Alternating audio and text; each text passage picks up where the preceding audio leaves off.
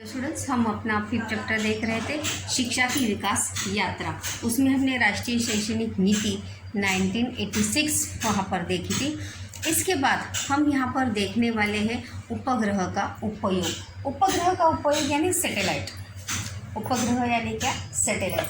तो वहाँ पर सैटेलाइट का या उपग्रह का उपयोग करके किस प्रकार से शिक्षा में जो है वहाँ पे परिवर्तन देखने को मिला है या उसमें गुणवत्ता में किस प्रकार से उपयोग हुआ है, ये हम यहाँ पर देखने वाले हैं। अगर हम बात करेंगे तो वर्ष 1975 में शैक्षिक उद्देश्यों के लिए उपग्रह का उपयोग करने में भारत में सफलता पाई। रिक्त स्थान के लिए याद रखिए, कभी वर्ष है 1975। ईयर कौन सा है? 1975। इसमें इसरो के वैज्ञानिक एकनाथ चिटनिस ने बहुत ही महत्वपूर्ण भूमिका जो है वहाँ पर निभाई थी। असत्य जोड़ी के लिए याद भी रखिए कि इसमें किसने महत्वपूर्ण भूमिका निभाई थी। इसरो के एक वैज्ञानिक एकनाथ चिटनिस ने जो है बहुत ही महत्वपूर्ण ऐसी भूमिका वहाँ पर निभाई थी। और साथ ही साथ अहमदाबाद के स्पेस एप्लीकेशन सेंटर के अंतरिक्ष उपयोग केंद्र के मार्गदर्शन में शैक्षिक उद्देश्य के अंतर्गत साइट यानी सैटेलाइट इंटरसेप्शन टेलीविजन एक्सपेरिमेंट यह प्रयोग भी किया गया, जैसे हम अभी इसे केबल कहते हैं। यही से उपग्रह के माध्यम से शिक्षा प्रणाली अवधारणा जो है वो आगे आई। मतलब उपग्रह के माध्यम से अलग अलग चैनलों के माध्यम से जो है वहाँ पर शिक्षा प्रणाली की संकल्पना जो है वहाँ पर आगे आई। इस उपक्रम के लिए अगर हम देखेंगे तो अमेरिका ने भारत को सहयोग दिया था। कौन से उपक्रम के लिए? सैटेलाइट उपक्रम के लिए, उपग्रह के उपक्रम के लिए। और इसी के माध्यम से ग्रामीण क्षेत्रों में गुणवत्तापूर्ण शिक्षा प्रदान करने की सुविधा उपलब्ध कराना जो है वो वहाँ पर संभव हुआ। और इस प्रकार से शिक्षा की यात्रा में, शिक्षा विकास की यात्रा में एक नया कदम, एक नई शुरुआत जो है वहाँ पर हमें देखने को मिलती है। उसके बाद बारी आती है इंदिरा गांधी राष्ट्रीय मुक्त विश्वविद्यालय। प्रश्न भी है यहाँ पर टिप्पणी के लिए कि इंदिरा गांधी राष्ट्रीय मुक्त विश्वविद्यालय, जिसे ओपन यूनिवर्सिटी कहा जाता है, देश के सामान्य जनों के घरों तक ज्ञान गंगा ले जाने के लिए। ज्ञान गंगा यानी क्या? पढ़ाई। ज्ञान गंगा यानी क्या? पढ़ाई। मतलब सामान्य स्तर के हर लोगों को पढ़ने लिखने का अधिकार है या वो पढ़ सके, इसलिए मुक्त विश्वविद्यालय की स्थापना जो है वहाँ पर की गई। और संयुक्त राष्ट्र संघ ने वर्ष 1970 को विश्व शैक्षिक वर्ष के रूप में घोषित किया था। इसी वर्ष भारत सरकार ने शिक्षा और समाज कल्याण मंत्रालय, सूचना एवं प्रसारण मंत्रालय, विश्वविद्यालय अनुदान आयोग और यूनेस्को के संयुक्त तत्वाधान में मुक्त विश्वविद्यालय और विश्वविद्यालय पर नई दिल्ली में चर्चा सत्र का जो है वहाँ पर आयोजन किया गया था। और इस चर्चा सत्र में से विश्वविद्यालय की स्थापना जो है, ये अवधारणा या ये संकल्पना जो है वहाँ पर सामने आई कि अगर शिक्षा का विकास हर स्तर के लोगों में होना चाहिए तो हमें ऐसे विश्वविद्यालय की आवश्यकता है जहाँ पे हर स्तर के विद्यार्थी को या व्यक्ति को पढ़ने लिखने का क्या मिले? अवसर प्रदान हो। और इसीलिए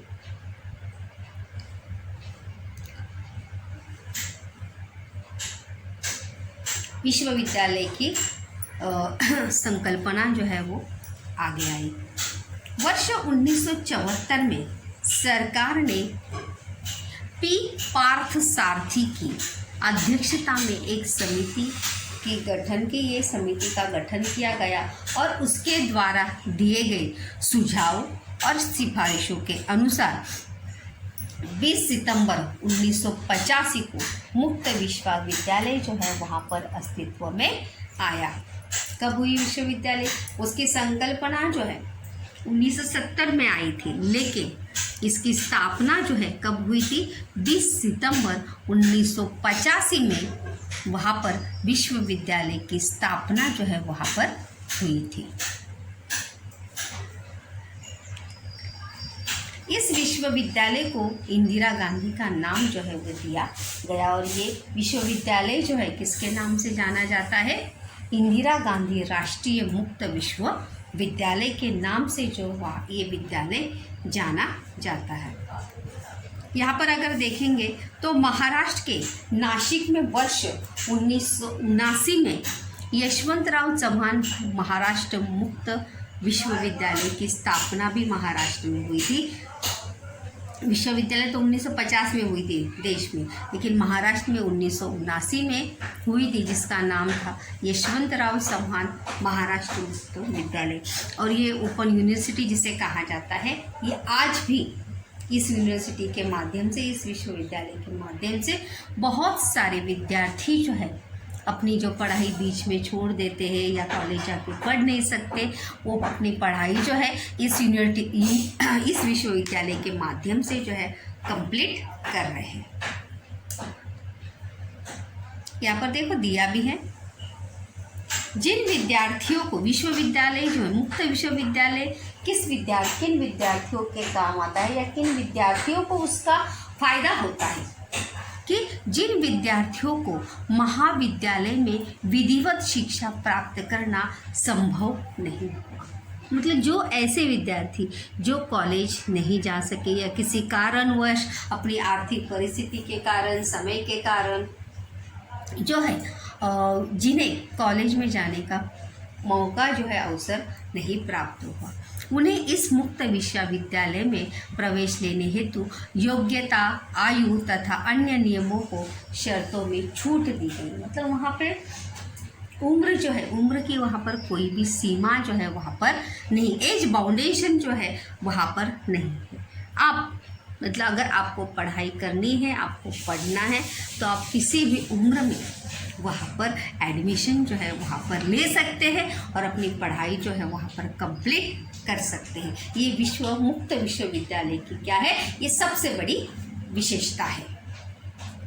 विश्वविद्यालय ने वर्ष 1990 में आकाशवाणी और दूरदर्शन के माध्यम से दृश्य श्राव्य पद्धति यानी क्या, जिसे हम सुन भी सकते हैं और देख भी सकते हैं, ऐसी पद्धति द्वारा दूरस्थ शिक्षा कार्यक्रम जो है वो प्रारंभ किया। मतलब वहाँ पर आकाशवाणी यानी क्या, रेडियो, और दूरदर्शन यानी क्या, टेलीविज़न के माध्यम से जो है पढ़ाई से संबंधित कार्यक्रमों का आयोजन, प्रसारण जो है वहाँ पर करना शुरू कर दिया।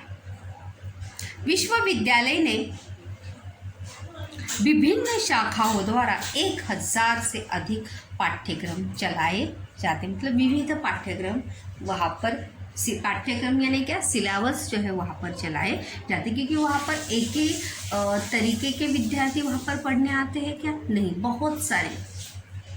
बहुत सारे शाखाओं के बहुत सारे, कोई आर्ट्स, कॉमर्स, टेक्निकल, ऐसे बहुत सारे विद्यार्थी जो वहाँ पर पढ़ने के लिए आते, तो इसलिए 1000 से भी अधिक पाठ्यक्रम यानी क्या, सिलेबस जो है चलाए जाते हैं। और देश में उनके कितने केंद्र है, 58 प्रशिक्षण केंद्र है, और विदेश में 41 केंद्र जो है स्थापित कर, रिक्त स्थान के लिए याद रखिए यहाँ पर कि देश में कितने हैं, 58, और विदेश में कितने हैं, 41 केंद्र जो है स्थापित कर विश्वविद्यालय ने शिक्षा की सुविधा जो है जनसामान्य तक या जनसामान्य लोगों के लिए उपलब्ध वहाँ पर कराई है। अगला वहाँ पर पॉइंट है अनुसंधान संस्थान और विज्ञान।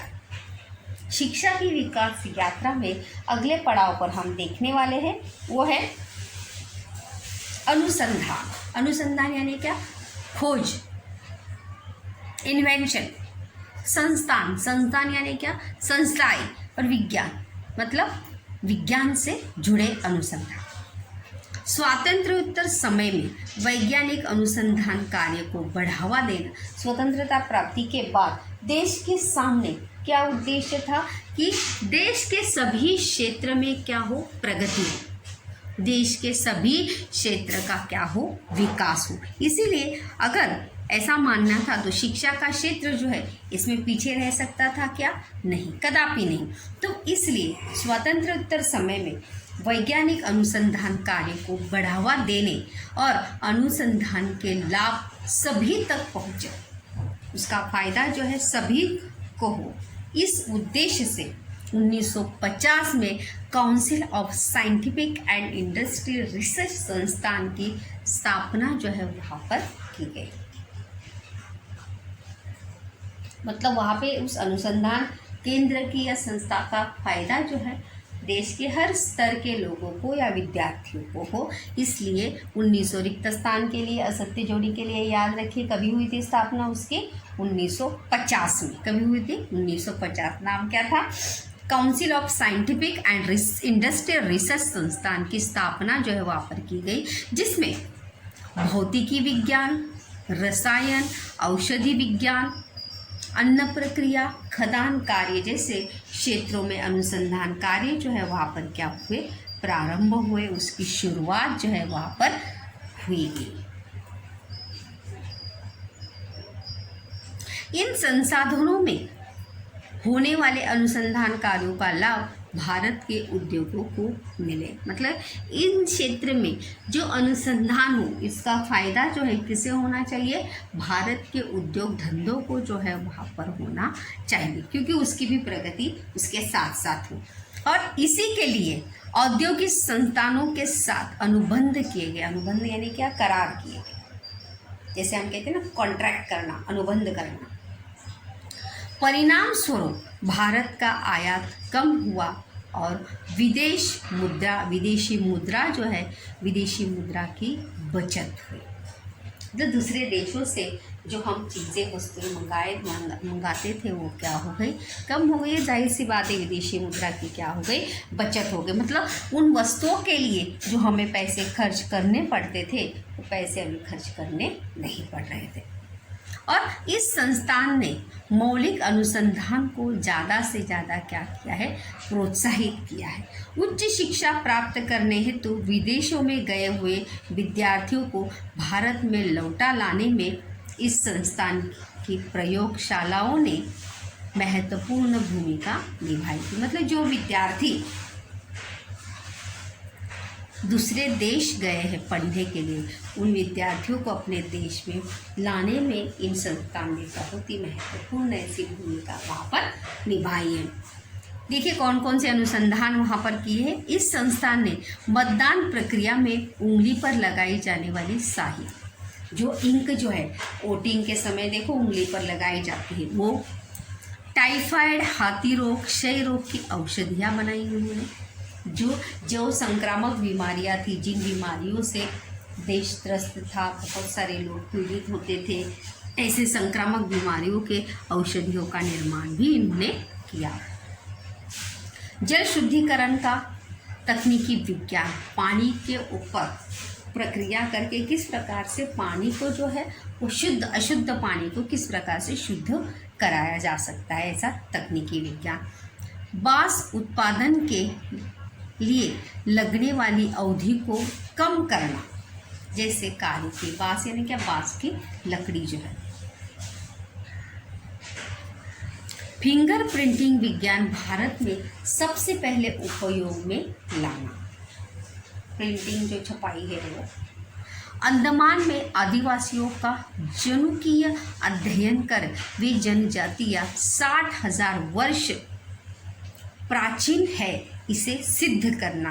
भूकंप की पूर्व सूचना प्राप्त करना जैसे कार्य जो है इस संस्थान ने किए। मतलब भूकंप होने से पहले ही उसकी जानकारी मिलना, ऐसे अनुसंधान शोध कार्य जो है इस संस्थान के माध्यम से जो है वहाँ पर किए गए।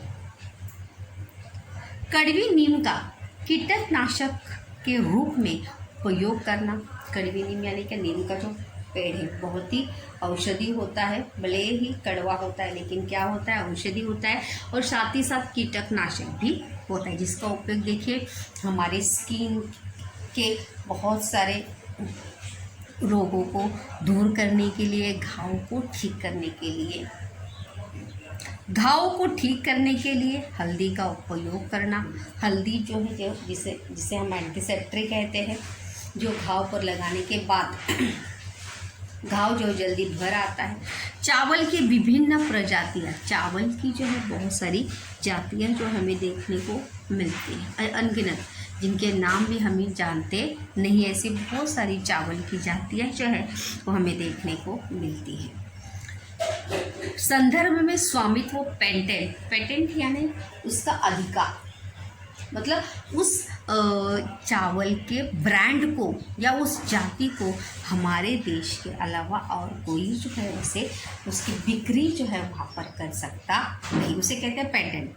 जैसी बातों में जिसे हम कहते हैं लाइसेंस, मतलब उसका लाइसेंस जो सिर्फ हमारे पास हो और किसी के पास ना हो। CSIR संस्थान ने महत्वपूर्ण भूमिका जो है वहाँ पर निभाई है, और CSIR ने ही भारत के परंपरागत ज्ञान का डिजिटल कोश तैयार कर उसे 8 अंतर्राष्ट्रीय भाषाओं में जो है वहाँ पर उपलब्ध कराया। तो इस प्रकार से अनुसंधान संस्थान विज्ञान के क्षेत्र में जो है बहुत ऐसे महत्वपूर्ण कार्य जो है वहाँ पर हमें देखने को मिलते हैं। इसके बाद हम देखते हैं कि गणित विषय में तमिलनाडु के national institute for research and the mathematical and physical science नामक संस्थान की यहाँ पर असत्य जोड़ी के लिए और रिक्त स्थान के लिए याद रखिए कब स्थापना हुई, वहाँ पर 1962 में जो है वहाँ पर स्थापना हुई। और इस संस्थान ने गणित विषय में होने वाले सर्वोच्च अनुसंधान को जो है वहाँ पर प्रोत्साहन दिया। उसके बाद संगणक, जिसे हम अभी बहुत ज़्यादा क्या है जुड़े हुए, संगणक टेक्नोलॉजी से जो है हम बहुत ज़्यादा क्या है जुड़े हुए हैं। वर्ष 1969 में हमने स्वदेशी बनावट का संगणक जो है बनाया। रिक्त स्थान के लिए असत्य जोड़ी के लिए याद रखिए कब बनाया था, 1969 में। Indian statistical institute of Jadavpur विश्वविद्यालय ने संयुक्त रूप में स्वदेशी बनावट का प्रथम संगणक जो है ISJU निर्मित किया था। और वर्ष 1974 में ही टाटा कंसल्टेंसी सर्विसेज अर्थात TCS कंपनी को अमेरिका से सॉफ्टवेयर निर्मित का क्षेत्र का ठेका जो है, ठेका यानी क्या कॉन्ट्रैक्ट वहाँ पर मिला, और भारत में सॉफ्टवेयर उद्योग का प्रारंभ जो है वहाँ पर हुआ। कब हुआ, 1974 में, जब सॉफ्टवेयर का हमें कॉन्ट्रैक्ट मिला तब। और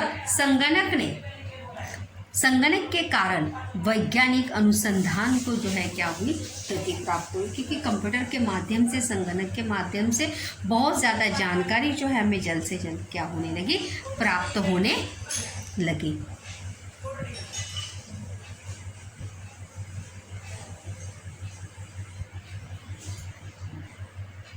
वर्ष 1987 में अमेरिका ने भारत को महासंगणक देने से जो है वहाँ पर इनकार कर दिया, और फलतः राजीव गांधी सरकार ने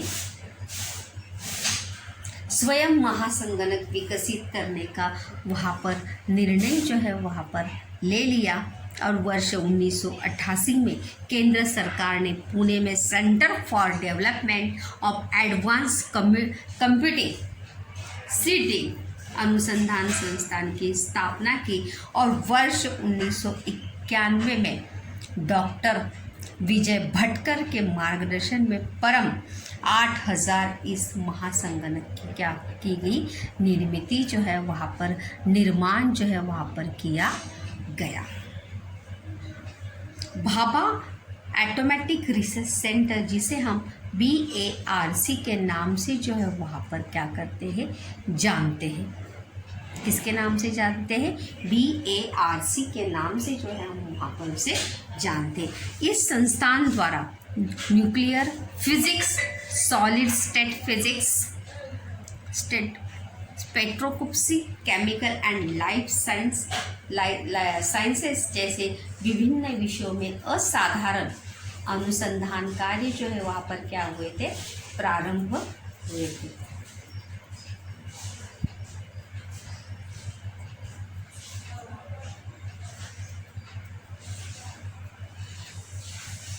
परमाणु भट्टी निर्माण हेतु वैज्ञानिकों को प्रशिक्षण देने के लिए ट्रेनिंग स्कूल भी वहाँ पर खोलेंगे। उसके बाद बारी आती है अभियांत्रिकी। अभियांत्रिकी यानी क्या, IIT। वर्ष 1951 में पश्चिम बंगाल के खड़गपुर में पहला इंडियन इंस्टीट्यूट ऑफ टेक्नोलॉजी यानी IIT भारतीय प्रौद्योगिक संस्थान की स्थापना जो है वहाँ पर की गई।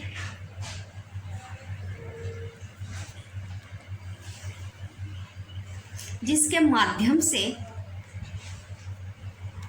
भारत ने अभियांत्रिकी सभी शाखाओं की उच्च और उन्नत शिक्षा उपलब्ध हो, उसके माध्यम से देश की विज्ञान से संबंधित आवश्यकताएं पूर्ण की जा सके, यह उद्देश्य इस संस्थान का था। इस संस्थान की स्थापना के पीछे वही उद्देश्य था। अगर हम देखेंगे तो अभी मुंबई में पवई, चेन्नई, कानपुर के पश्चात नई दिल्ली के अभियांत्रिकी महाविद्यालय को IIT में रूपांतरित जो है वहाँ पर किया गया। और इन संस्थानों को स्थापित करने में सोवियत संघ, अमेरिका, जर्मनी और यूनेस्को ने भी क्या दिया है, भारत को सहयोग दिया है। भारत के IIT संस्थान को स्वायत्त विश्वविद्यालय का स्तर प्रदान कर बीटेक और एमटेक पाठ्यक्रम जो है वहाँ पर प्रारंभ किया। बीटेक यानी क्या, bachelor of technology, master of technology. प्रवेश परीक्षा द्वारा उचित शुल्क यानी क्या, फीस और विद्यार्थियों के लिए आरक्षण, ये IIT संस्थान की क्या है, विशेषता है। वर्ष 1970 और 80 के दशक में इस संस्थान के विद्यार्थी बड़ी संख्या में विदेश जाने लगे अपनी पढ़ाई कंप्लीट करने के लिए, और फलस्वरूप ब्रेन ड्रेन की समस्या जो है, अर्थात उच्च शिक्षित विद्यार्थियों का स्थायी रूप में विदेश में जाना जो है वो क्या हो गया, बढ़ गया।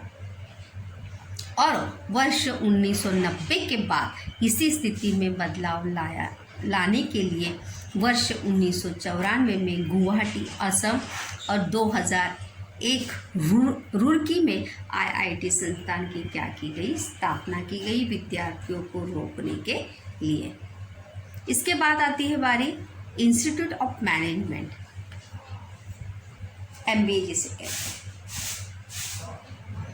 IIT में उच्च गुणवत्ता वाले अभियंता शिक्षित होने लगे और अब कुशल प्रबंधक निर्माण करने हेतु केंद्र और गुजरात राज्य सरकार ने अहमदाबाद में इस संस्थान की क्या की, स्थापना की। और इस संस्थान द्वारा इसी के निर्माण में अमेरिका में हार्वर्ड बिजनेस स्कूल को सहयोग जो है वहाँ पर प्राप्त हुआ, और Indian institute of management IIM संस्थानों की स्थापना जो है कोलकाता, भारत में कहाँ पर हुई, देखिए संकल्पना चित्र पूर्ण कीजिए के लिए कोलकाता, बेंगलुरु, लखनऊ, कोझिकोड, इंदौर और शिलोंग, भारत के इन जगह पर जो है IIM की स्थापना वहाँ पर की गई। उसके बाद बारी आती है national institute of design NID। किसकी बारी आती है, national institute of design NID। वर्ष 1961 में अहमदाबाद में औद्योगिक आरेखन जिसे कहते हैं इंडस्ट्रियल डिज़ाइन विषय का प्रशिक्षण देने के लिए इस संस्थान की स्थापना जो है वहाँ पर की गई। और इस संस्थान ने वर्ष 1963 से लेके 64 में बेसिक यानी क्या, मौलिक सर्वसाधारण डिज़ाइन, ग्राफिक डिज़ाइन जिसे देखो हम कहते हैं इंटीरियर किसी भी चीज़ का तैयार करते हैं, पहले उसका आरेखन तैयार करते हैं। जैसे कोई भी बिल्डिंग्स बनाने के पहले उसका नक्शा पूरा डिज़ाइन जो है वहाँ पर क्या किया जाता है, बनाया जाता है। फिर वो बिल्डिंग जो है वहाँ पर क्या बनाई जाती है, तो उसे कहते हैं डिज़ाइंस। ग्राफिक डिज़ाइन, वस्तुओं का डिज़ाइन, विजुअल कम्युनिकेशन पाठ्यक्रम जो है वहाँ पर प्रारंभ किए। इस संस्थान ने आकाशवाणी सेट, ट्रांजिस्टर जिसे कहते हैं, गणक यंत्र, कैलकुलेटर जैसी वस्तुओं का आरेखन डिज़ाइन किए, जिसको कैल्शियम कहते हैं, जो आप यूज़ करते हैं बड़े आसानी से। इंडियन एयरलाइंस और स्टेट बैंक के बोर्ड चिन्ह तैयार करने जैसे कार्य जो है वहाँ पर, जैसे देखो अलग अलग कंपनी के सिम्बॉल्स वगैरह होते हैं, जो गाड़ियों के सिम्बॉल्स होते हैं, बड़े बड़े कंपनियों के सिम्बॉल्स होते हैं, तो वो डिज़ाइन करने की भी क्या होता है, पढ़ाई होती है, जिसे कहते हैं नेशनल इंस्टीट्यूट ऑफ NID। उसके बाद अनुसंधान संस्थान चिकित्सा, वैद्यकीय क्षेत्र में जो है कौन कौन सी प्रगति हुई है देखते हैं हम। स्वतंत्रता के पश्चात चिकित्सा क्षेत्र में अनुसंधान शोध कार्य हेतु वर्ष 1979 में भारतीय चिकित्सा अनुसंधान यानी ICMR की क्या की गई, स्थापना की गई। रिक्त स्थान के लिए याद रखिए किसकी स्थापना की गई, ICMR की स्थापना की गई 1949 में। इस संस्थान द्वारा देश के विश्वविद्यालयों, चिकित्सा महाविद्यालयों, शासकीय और अशासकीय अनुसंधान संस्थानों को अनुसंधान के लिए सहयोग, मार्गदर्शन, मतलब इसका कार्य क्या था कि जो विश्वविद्यालय है वैद्यकीय क्षेत्र को उनको क्या करना, उनकी सहायता करना। विभिन्न रोगों पर अनुसंधान करने वाले 26 केंद्र संपूर्ण देश में जो है वो शुरू है, और इस संस्थान में किए गए अनुसंधान के फलस्वरूप क्षय रोग, जिसे TB कहते हैं, कुष्ठ रोग, कोढ़ पर नियंत्रण पाना जो है वो संभव हुआ। मतलब जिन बीमारियों से, जिन संक्रामक बीमारियों से त्रस्त था उसे नियंत्रित करने में सफलता वहाँ पर मिली। इसी क्षेत्र में उन्नत चिकित्सा शिक्षा और अनुसंधान को बढ़ावा देने के लिए all India institute of medical science AIIMS संस्थान का गठन जो है वहाँ पर किया गया। इस संस्थान को चिकित्सा विज्ञान के स्नातक और स्नातकोत्तर पाठ्यक्रम की शिक्षा का दायित्व जो है वहाँ पर क्या किया गया, सौंपा गया।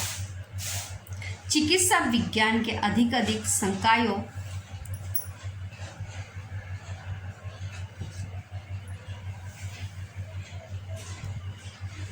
महाविद्यालयों जहाँ स्नातक और मतलब ग्रेजुएशन और पोस्ट ग्रेजुएशन की शिक्षा सुविधाएं जो है वहाँ पर उपलब्ध कराई गई। अनुसंधान शोध कार्य की उत्तम सुविधाएं, सुसज्जित सार्वजनिक अस्पताल, गवर्नमेंट हॉस्पिटल जिसे हम कहते हैं, ये इस संस्थान की क्या है, विशेषता। इस संस्थान द्वारा आम लोगों को उचित दामों में चिकित्सा सेवाएं उपलब्ध कराई गई। परिचारियों का प्रशिक्षण देने, जिसे नर्सिंग के ट्रेनिंग हम कहते हैं। स्वतंत्र महाविद्यालय खुलवाए गए तथा हृदय रोग, मस्तिष्क विकार और नेत्र रोगों पर उपचार करने हेतु सुपर स्पेशलिटी केंद्र खोले गए। सरकार ने चिकित्सा क्षेत्र का अधिक विकास करने हेतु वर्ष 1958 में मेडिकल काउंसिल ऑफ इंडिया संस्था का पुनर्गठन किया गया, जिस संस्थान के माध्यम से विविध रोगों के संबंधित अनुसंधान कार्य जो है क्या कर सके, हो सके। इस संस्थान को चिकित्सा शिक्षा की गुणवत्ता का निकष निर्धारण और निरीक्षण तथा उसकी जांच करने का उत्तरदायित्व जो है वहाँ पर सौंपा गया। उत्तरदायित्व यानी क्या, जिम्मेदारी। यहाँ पर देखते क्या आप जानते हैं, जो जैसे हम कहते हैं कि आयुर्वेद जो है भारत का सबसे बड़ी क्या है, उपलब्धि है, योग और आयुर्वेद। आयुर्वेद और प्राकृतिक उपचार, यूनानी और होम्योपैथी जिसे हम दवाइयाँ कहते हैं, इन चिकित्सा प्रणालियों में अनुसंधान और विकास करवाने हेतु, मतलब आयुर्वेद तो भारत का उगम है, लेकिन उसमें और प्रगति करने हेतु वर्ष 1969 में central council of research and medicine homeopathy संस्थान की वहाँ पर क्या की गई, स्थापना की गई। और वर्ष 1979 में इस संस्थान को समाप्त कर 3 नए संस्थान की स्थापना की गई, जैसे सेंट्रल काउंसिल ऑफ यूनानी medicine, central council of research homeopathy, central council for research and योग एंड नेचुरल क्योर, जिसे प्राकृतिक उपचार प्रणाली जिसे कहते हैं। और इस संस्थान को संबंधित चिकित्सा प्रणाली के अनुसार विभिन्न रोगों के अनुसंधान कार्य कराने जाने के लिए, उनका परीक्षण करने के लिए और औषधियों का प्रमाणित करण दायित्व जो है वहाँ पर सौंपा गया। अगली कड़ी में बारी आती है, वो है कर्करोग कैंसर शिक्षा। Advance centre for treatment research and education in cancer, यह संस्थान टाटा मेमोरियल की क्या है, शाखा है। कर्क रोग से संबंधित उपचार, अनुसंधान और कर्करोग से संबंधित शिक्षा प्राप्ति के लिए यह संस्थान राष्ट्रीय स्तर के केंद्र के रूप में क्या है, कार्यरत है। Tata memorial advance centre for treatment research and education in cancer. अनुसंधान संस्थान कृषि, बाकी सभी शिक्षा की विकास यात्रा में सभी क्षेत्र तो हमने देखे, लेकिन लास्ट है वहाँ पर कृषि। यहाँ पर प्रश्न भी है कृषि से संबंधित कि भारतीय कृषि अनुसंधान संस्थान द्वारा किसानों को लाभ हुआ, कारण स्पष्ट कीजिए। भारत में के कृषि क्षेत्र में वर्ष 1905 में ही अनुसंधान कार्य जो है, अनुसंधान यानी क्या, खोज शोध कार्य जो है वहाँ पर शुरू हुए थे। और भारतीय कृषि अनुसंधान संस्थान को जिसे कहते हैं इंडियन एग्रीकल्चर रिसर्च इंस्टीट्यूट, वर्ष 1958 में विश्वविद्यालय का दर्जा जो है वहाँ पर प्राप्त हुआ था। कृषि क्षेत्र का विकास हो, अनुसंधान शोध कार्य, सुसज्जित प्रयोगशालाएं, मृदा विज्ञान यानी क्या, मिट्टी का ज्ञान। मिट्टी जो है मतलब जैसे हर फसल के लिए या कौन सी फसल के लिए कौन सी मिट्टी या उस मिट्टी की विशेषता क्या है। कृषि विज्ञान, आर्थिक वनस्पति विज्ञान आदि विभागों द्वारा विश्वविद्यालय का कार्य जो है वहाँ पर प्रारंभ हुआ। एग्रीकल्चर कॉलेज भी है जहाँ पर कृषि से संबंधित पढ़ाई जो है वहाँ पर अभ्यासक्रम पाठ्यक्रम वहाँ पर निर्धारित किया जाता है, जहाँ पर इस संस्थान का मुख्यालय जो है कहाँ पर है, नई दिल्ली में है। रिक्त स्थान के लिए याद रखिए कहाँ पर है, नई दिल्ली में। इनके मुख्यालय में पुस्तकालय भी है, ग्रंथालय, और यह पुस्तकालय देश का सबसे बड़ा कृषि से संबंधित पुस्तकालय है, जहाँ पर गेहूँ, दलहन, पेराई की फसलें, शाक सब्जी जैसी बातों पर अनुसंधान शोध कार्य जो है वहाँ पर प्रारंभ हुए। मतलब कौन सी फसल कितने महीने में आती है, अच्छी आने के लिए उसे किस प्रकार उसका ध्यान रखना चाहिए, सभी बातें। एक वर्ष में एक से अधिक फसलें लेने की प्रणाली, मतलब एक साल में कम से कम अधिक फसलें हम किस प्रकार ले सकते हैं, अगर ले सकते हैं तो कौन सी पद्धति का अवलंबन करना चाहिए, विषय में यहाँ अनुसंधान कार्य जो है क्या हुए थे, प्रारंभ हुए थे। और यह इस संस्थान का सबसे महत्वपूर्ण कार्य है और इसका लाभ जो है वो किसे हुआ है, किसानों को हुआ है। तो इस प्रकार से हमने शिक्षा की विकास यात्रा में शिक्षा क्षेत्र के माध्यम से और कौन कौन से क्षेत्र में जो है वहाँ पर प्रगति हुई है, ये हमने यहाँ पर देखा।